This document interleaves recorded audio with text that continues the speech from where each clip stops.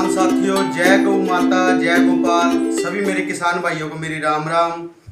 दोस्तों, जैसे कि लंपी की जो स्टेज है वो ख़त्म होने की कगार पर है और लंपी की स्टेज में जो लोगों को दिक्कतें आ रही है, जो लंपी के लास्ट में जो लोगों को दिक्कतें आ रही है, वो मुसीबत ये है कि गाय के घाव बन रहे हैं और वो घाव सही नहीं हो रहे हैं। तो उनके लिए मैं आपको 2-3 तरीके के देसी उपचार मैं लेकर आया हूं, जो मैं आपको इस वीडियो के माध्यम से बताऊंगा। और एक इस वीडियो के माध्यम से मैं ये भी बताऊंगा भी लंपी क्यों आई और ये अगले साल आएगी कि नहीं आएगी, या ये पहले थी या कैसे आई या क्या इसका कहर हुआ। तो आप ध्यान से इस वीडियो को पूरा देखना। जैसे कि आप देख सकते हैं, ये मेरी गौ माता को लंपी थी, आप देख लीजिए बिल्कुल स्वस्थ है, अच्छे से चारा खा रही है। इसके जो घाव थे जो आप देख रहे थे, जो उसके दाने बने थे वो फूट गए थे और वो फूटने के बाद इसके ऊपर जो पस बन गई थी और वो जख्म जो बन गए थे, उन जख्मों की प्राथमिकता के लिए मैं आपको उपचार बता रहा हूं। आपको घर पर आप ये चीजें यूज कर सकते हैं।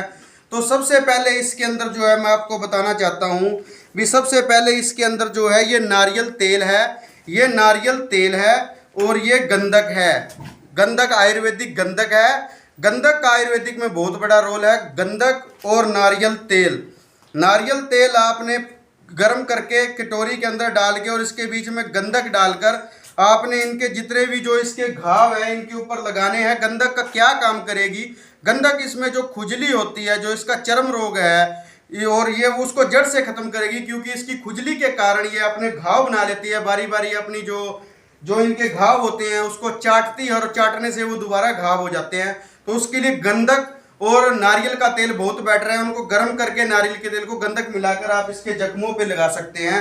जो दूसरी चीज है मेरे पास घाव को सुखाने के लिए, इसको बोलते हैं घोड़ा पच। घोड़ा पच पंसारी के पास मिल जाती है। घोड़ा पच का पैसे आपने इस तरीके से पाउडर बना देना है। पाउडर बना के घोड़ा पच को और इसके बीच में आपने ऐसे ही देखिए इस तरीके से गंधक डाल लेनी है। गंधक को घोड़ा पच में आपने मिक्स कर लेना है। मिक्स करने के बाद आप देखिए इनके जिस तरीके से जहाँ जहाँ गौ माता के जख्म है, जैसे आप ये देख सकते हैं, जहाँ जहाँ पर भी ये जख्म है उस जख्मों के आप ऊपर इसको लगा सकते हैं। जख्मों के ऊपर आप इनको अच्छे से लगा सकते हैं जहाँ जहाँ पर भी है। और ये जो सारे इसके जो मेरे जितने भी देसी आयुर्वेदिक है उन्हीं तरीके से इनके जो घाव थे वो सही हो चुके हैं, बिल्कुल आप देख सकते हैं। मैं आपको बताता हूँ गोबर। गोबर का क्या इस्तेमाल करना है। गाय का किसी भी जीव का आप गोबर ले सकते हैं। गाय माता का गोबर लेकर आपने उसके घावों पर लगाना है, इस तरीके से घावों पर लगाना है। घावों पर इस तरीके से गोबर आप लगातार लगाते रहेंगे तो इनके घाव जल्दी भरेंगे।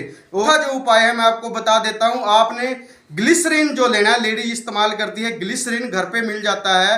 गेंदे का फूल लेना है, गेंदे का फूल लेना है, ग्लिसरीन लेना है, एक गेंदे का फूल और 5 ml ग्लिसरीन देके थोड़ी सी 2 चम्मच हल्दी में मिला के आप वो भी जख्मों के ऊपर लगा सकते हैं, पीस के उन सभी का मिश्रण बनाकर।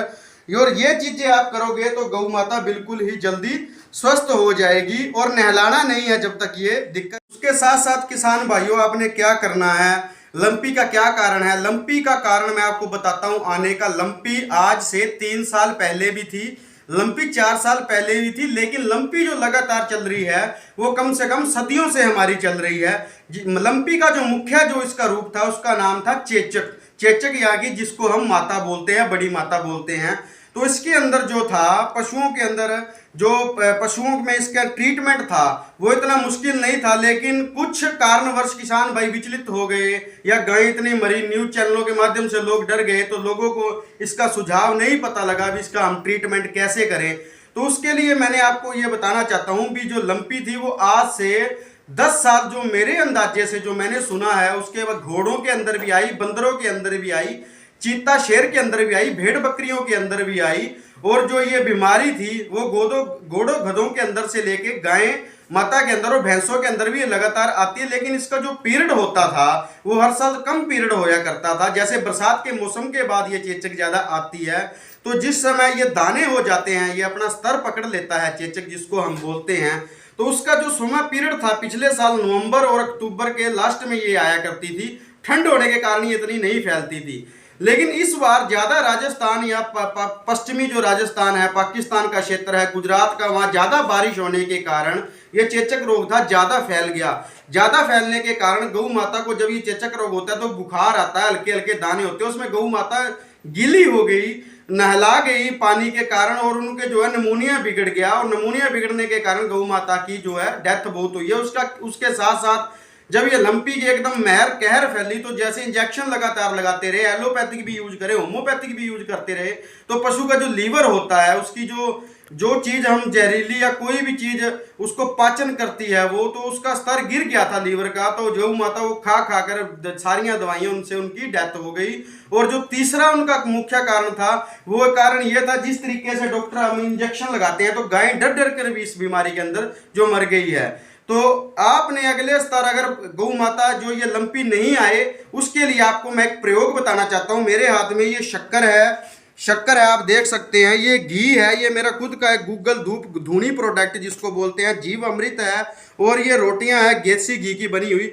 इसका मैं विस्तार से आपको बताता हूं। आपने पहले नवरात्रे में, जो हमारा ये पहला नवरात्रा आएगा और ये लास्ट नवरात्रा आएगा, उसमें लास्ट नवरात्रे में और पहले नवरात्रे में आपने 2 कार्य करने हैं। वो 2 कार्य आपने क्या करने हैं, मैं अभी आपको संपूर्ण वीडियो के अंदर बता देता हूं। के साथ साथ किसान भाइयों, आपने क्या करना है, जो मैंने आपको बताया है, ये जलते हुए कोयले हैं, गौ माता की उपलों के कोयले हैं, आग के लकड़ी के कोयले भी ले सकते हैं, जले हुए कोयले हैं। इसके अंदर आपने जो है, जैसे कि ये इसके अंदर घी और शक्कर को हमने मिला रखा है, घी शक्कर को आपने इसके अंदर इस तरीके से डाल देना है। और उसके बाद घी शक्कर डालने के बाद ये हमारा धूनी प्रोडक्ट है, इसको भी आप यूज कर सकते हैं, या खुद घर पे गूगल धूप आप ले आ सकते हैं। धूनी को इस तरीके से डाल के और थोड़ा सा घी शक्कर आप डाल के इसमें गौ माता को अपने पहले नवरात्रे में और लास्ट नवरात्रे में आपने इस तरीके से गौ माता के पास ये धुआं कर देना है, इसका धूनी कर देनी है अच्छे से। इसके सारे जख्मों के पास आपने, गौ माता के पास आपने अच्छे से धूनी कर देनी है। इस तरीके से धूनी करने के बाद यह जो धुआं है, ये गौ माता के पास में रख देना है। उसके साथ साथ आपने देखिए, ये घी लगी हुई रोटियां हैं, इस तरीके से आपने जो है 5 रोटियां लेनी है। 5 रोटियां लेके आपने उसके ऊपर, जैसे ये शक्कर है, ये अच्छे से शक्कर घी ऊपर लगा देना है। अच्छे से घी और शक्कर लगाने के बाद आप इसकी जितने भी आपके पास रोटियां होंगी, उसके एक एक टुकड़ा करके रोटी का आपने इसके अंदर चढ़ा देनी है। चढ़ाने के बाद आपने इसको नमस्कार करना है। नमस्कार करने के कारण, और आपने गौ माता का नाम लेकर और शीतला माता का नाम लेकर इसको नमस्कार करके इस बीमारी का जड़ से आपने खात्मा करना है। और मैं आपसे दावा करता हूं भी अगले साल जो है ये बिल्कुल भी नहीं आएगी। आप मेरे पर विश्वास करना, और जो भी हमारे पंसारी भाई हैं, डॉक्टर भाई, जो अच्छी गाइडलाइन देते हैं, उनकी बातें माने और इसका अच्छे से उपचार करें। और ज्यादा जानकारी के लिए आप, मेरा फेसबुक पेज है वेद सिंह का, उसका लिंक आपको वीडियो में मिल जाएगा। और मेरा मोबाइल नंबर है 9050940235, 9050940235 पे आप संपर्क कर सकते हैं। और जो मेरा ये प्रोडक्ट है जीव अमृत, जो हमारा ये प्रोडक्ट है, ये लगातार गौ माता को दीजिए, इससे इसकी दूध की रिकवरी होगी और जल्दी गौ माता स्वस्थ होगी। दोस्तों, गौ माता स्वस्थ होगी तो हम भी खुशहाल होंगे, हमारा संसार खुशहाल होगा। और मैं आपको एक वीडियो के माध्यम से लास्ट बार ये बोलना चाहता हूं, अपने बच्चों को ज्ञान की बातें सिखाइए, उनके हाथों में फोन ना दीजिए। जमते बच्चों के हाथों में मैंने देखा फोन है, तो आप उनको कुछ ज्ञान सिखाइए, पुरानी बातें सिखाइए, जाकि इस बीमारी का जड़ से खात्मा जैसे हमने किया है, आपके बच्चे भी आने वाले भविष्य में कोई इस तरीके की अगर जानकारी रखेंगे तो वो भी हमारी जो है बीमारियों से लड़ सकेंगे। तो जय गौ माता, जय गोपाल।